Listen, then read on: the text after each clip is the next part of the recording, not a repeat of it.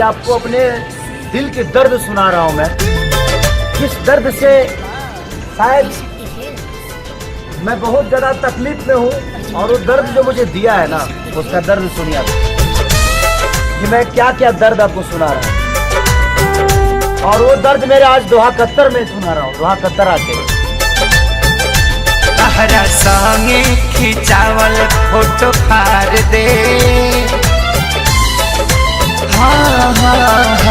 तहरा संगे खिंचावल फोटो फाड़ दे, जहिया आई बारात त डोली में गोली मार दे, जहिया आई बारात त डोली में गोली मार दे।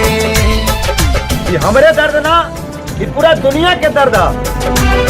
और प्यार एगो खाली खेसारी लाल यादव ही नहीं क्या कहले, ये पूरा दुनिया कहले बा, लेकिन केहू बता देला, केहू ना बता पावेला।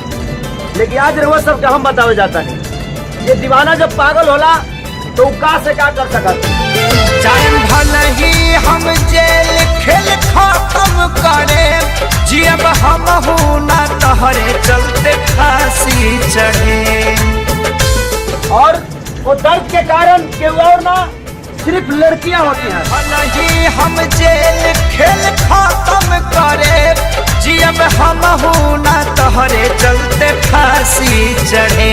सोचल सपना, हाँ, सोचल सपना के आगी में जार दे, जहिया आई बारात त डोली में गोली मार दे, जहिया आई बारात त डोली में गोली मार दे।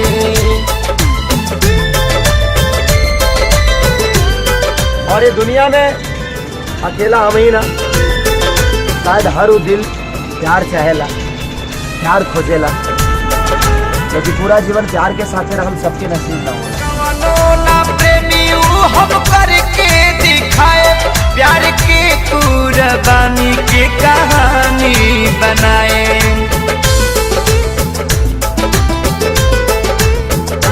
कैलस कवनो ना प्रेमी हम करके दिखाए, प्यार के कुर्बानी की कहानी बनाए। पे तोहरा मारो के, हाँ, तोहरा मारो के सजावट बिगाड़ दे, जहिया आई बारात त डोली में गोली मार दे, जहिया आई बारात त डोली में गोली मार दे।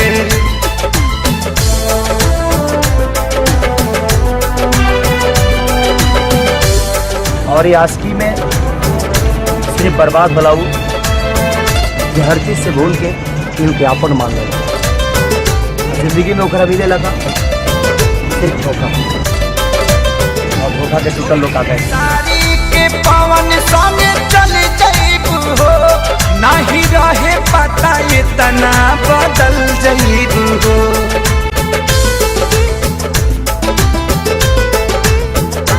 छोड़ खेसारी के पवन संगे चल जाइबू हो, नहीं रहे पता इतना बदल जाइबू हो।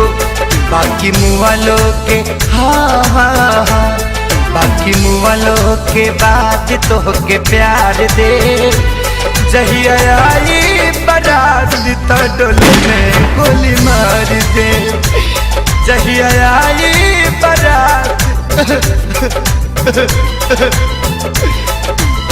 डोली में गोली मार दे।